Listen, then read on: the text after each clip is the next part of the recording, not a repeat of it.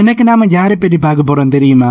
இந்த வல்லரசு நாடுகள்னு சொல்லிக்கிட்டு உலகத்துக்கே பாடம் எடுத்தாங்களே அந்த ஐரோப்பாவை தான் இன்னைக்கு நாங்க வச்சு செய்ய போறோம்.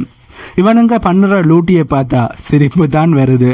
ஒரு காலத்துல நாங்க தான் உலகத்துக்கு வெளிச்சம் கொடுத்தோம்னு சீன் போட்டாங்க. ஆனா இப்போ ஒரு 5 நிமிஷம் லைட் எரிய வைக்கவே கத்தரை எட்டு பார்த்துக்கிட்டு இருக்கிற ஒரு அவல நிலைக்கு தள்ளப்பட்டிருக்கிறாங்க. ஐரோப்பாவோட நிலைமை இப்போ எப்படி இருக்குன்னா, உதாரணத்துக்கு சொல்றேன், ஒரு பெரிய பந்தமான கார் இருக்கு. ஆனா அதுல பெட்ரோல் போட கூட காசு இல்லாம அந்த கார்ல உட்காந்துக்கிட்டு நாங்க தான் கெத்துன்னு சீன் போடுற மாதிரி தான் இப்ப ஐரோப்பாவோட நிலைமை இருக்கு. நெதர்லாந்து ஒரு நாடு உங்களுக்கு தெரிஞ்சிருக்கும். அங்க எரிவாயு வரும் 5% தான் இருக்காம். இதுக்கு பேரு சேமிப்பில்லை, இதுக்கு பேரு அடிமட்டம். காலி டப்பாவை வச்சுக்கிட்டு இன்னும் சவுண்டு மட்டும் இவர்களுக்கு குறையல, அதாவது ஐரோப்பாவுக்கு குறையல. காலி டப்பா அவர்கள் இருப்பதுக்கு கூட அங்கே நிலைத்திருப்பதற்கு கூட அங்கே எரிவாயு எனர்ஜி இல்லாமல் இருக்கு. ஆனால் அவர்களோட வாய் சவடால் மட்டும் வாய் மட்டும் குறையவே மாட்டேங்குது. இன்னும் ஒரு காமெடியான விஷயம் உங்களுக்கு தெரியுமா? நாங்கள் ரொம்ப நல்லவங்க, புகை வர்ற இதையுமே நாங்கள் தொடமாட்டோம்னு பில்டப் கொடுத்த இந்த ஐரோப்பா இப்போ ரகசியமாக நிலக்கரியும் பழைய மட்டமான கேஸையும் தேடி ஓட ஆரம்பிச்சிருக்காங்க.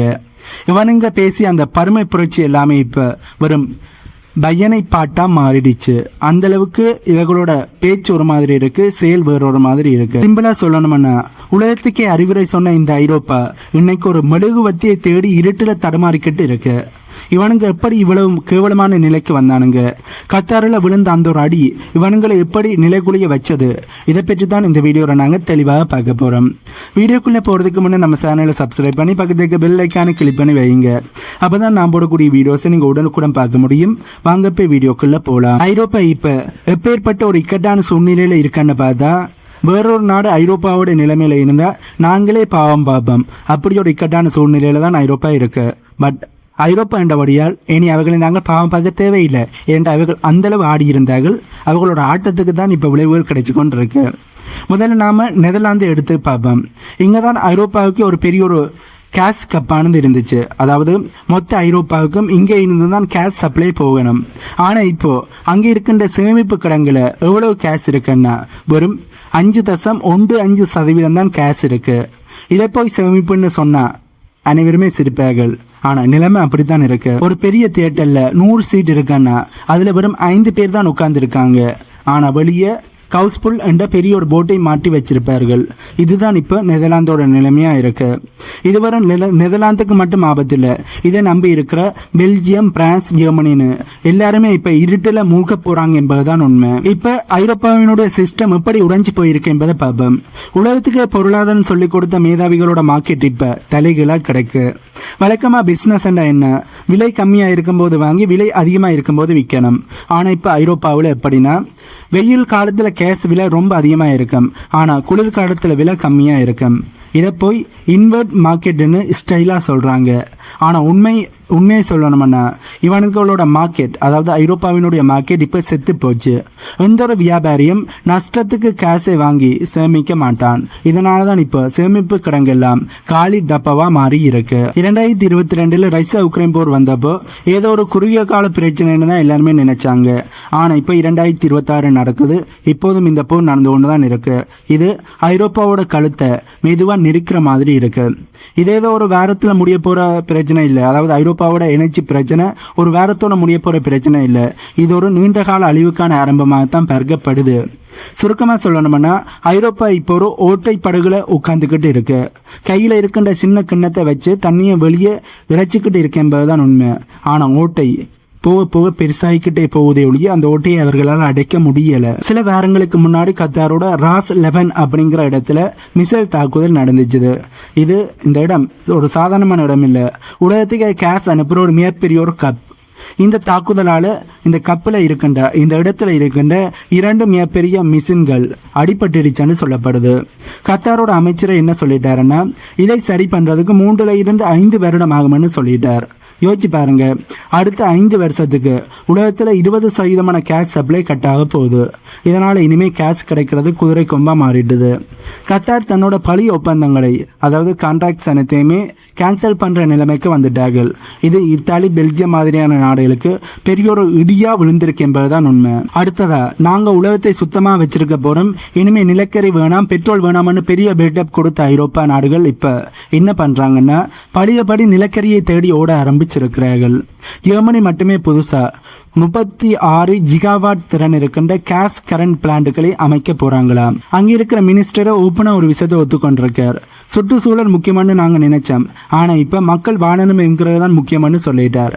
அதாவது பசி வந்தா பத்தம் பறந்து போகும்னு சொல்லுவாங்களே, அதுதான் இப்ப ஐரோப்பாவிலே நடக்குது.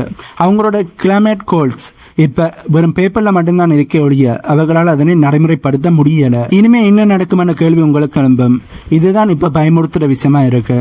ஐரோப்பாவில் இனிமே பெட்ரோல், டீசல், விமான எரிபொருள் எல்லாமே ரேஷன் முறையில தான் கிடைக்கும்னு பேச்சானது ஓடிக்கிட்டு இருக்கு. ரயன் ஏர் மாதிரியான பெரிய ஏர்லைன்ஸ் கம்பெனிகளும் இப்ப பிளைட்டுகளை, தங்களுடைய பிளைன்களை கேன்சல் பண்ண ஆரம்பிச்சிட்டாங்க. டிக்கெட்டோட விலை விண்ணை தொடுற அளவுக்கு தொடப்போகுதுன்னு சொல்லப்படுது. எரிவாயு விலை இப்ப இருக்கிறதை விட பல மடங்கு அதிகமாகும்னு மோடி மாதிரியான பெரிய நிறுவனங்கள் கணிச்சிருக்காங்க.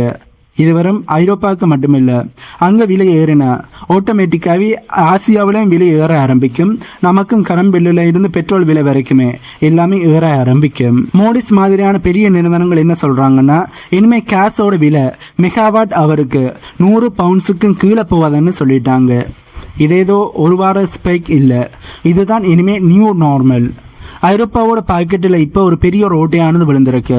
ஒரு பக்கம் பார்த்தா கத்தார் கை விரிச்சிட்டுது, இன்னொரு பக்கம் பார்த்தா ரஷ்யா கிட்ட இருந்து வாங்க மாட்டோம்னு வீம்பு பேசிக்கொண்டு இருக்காங்க. அதாவது ஐரோப்பிய இந்தியன் ரஷ்யாட்டேருந்து கேஷ் மட்டும் கஜானுகளை வாங்க மாட்டோம்னு வீம்பு பேசிக்கிட்டு இருக்கிறார்கள். ஆனால் உள்ளுக்குள்ள யாராவது கேஷ் கொடுக்க மாட்டாங்களான்னு பிச்சை எடுக்காத குறியா ஐரோப்பிய மானதை அலைஞ்சிக்கிட்டு இருக்காங்க என்பதுதான் உண்மை. இங்கே தான் ஒரு பெரிய ஒரு ட்விஸ்டும் இருக்கு.